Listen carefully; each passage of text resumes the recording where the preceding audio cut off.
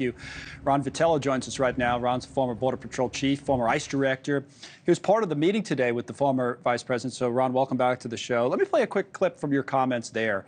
It'll set us up, I think, for the discussion right now. So this is Ron earlier today.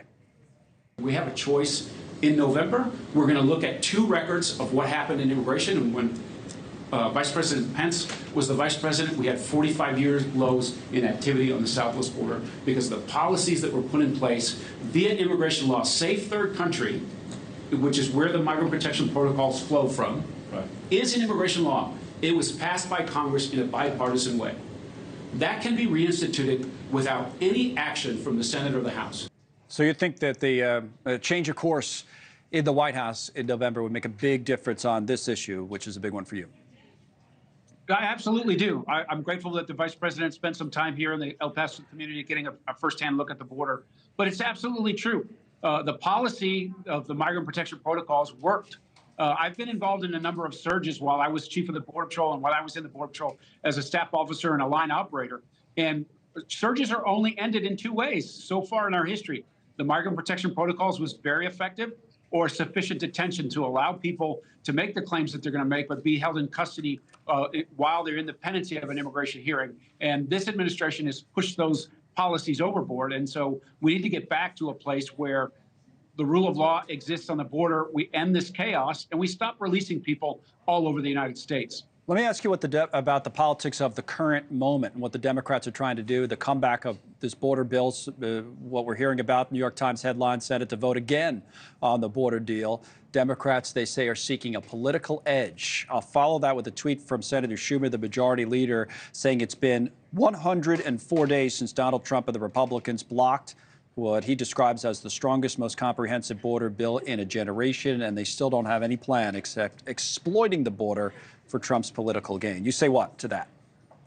There's no credibility in that statement. Chuck Schumer is the leader in the Senate. If he wanted that bill on the floor, he could put it on the floor. He has the ability to do that in the Senate.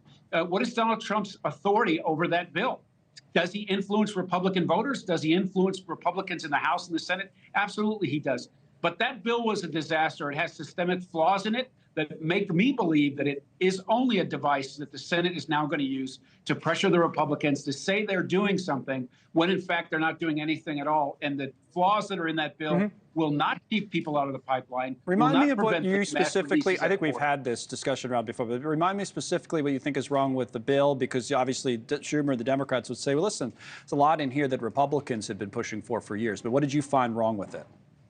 Well, it contemplates having a rush at the border of 4,000 to 5,000 people every 24 hours for 7 days before the president and the administration could act to close the border. It limits that authority in future implementation. So only 200+ days in the first year of implementation, less than 200 days in the second year of implementation. So whoever the next president is who inherits that legislation will be handcuffed by the legislation itself. It also allows for this administration to say they're going to hire 5,000 asylum officers across the United States. That will take decades to accomplish that many hires and put people through the due process. You've got to change the policy that allows the government to take people out of the pipeline.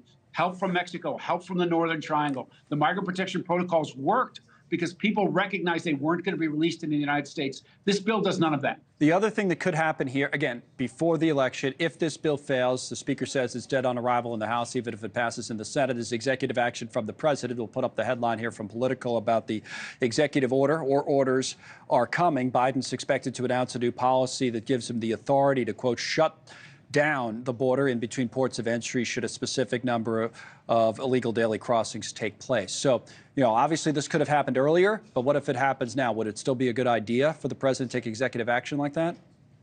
They have to take steps that take people out of the pipeline. If they're engaged in this policy, which ends in someone being apprehended and then released into the United States, this problem will not get smaller. They give the authority to send people back to Mexico under the Migrant Protection Protocols, and Mexico agrees to do that. You might have a solution that makes the problem smaller. But let's face it, this administration has no credibility on this issue. First, they said it was somebody else's fault. They said there wasn't a crisis. And then they said they didn't have the authority. Now he's talking about using the authority that we all know he has, that the last administration used. And so I am not hopeful that they're going to fix this problem because they don't consider this a problem, or they didn't for a very long time in the last 3 years. Thanks so much for watching. Just go to joinnn.com to find News Nation on your television provider. And don't forget to click the red subscribe button below to get more of News Nation's fact-driven, unbiased coverage.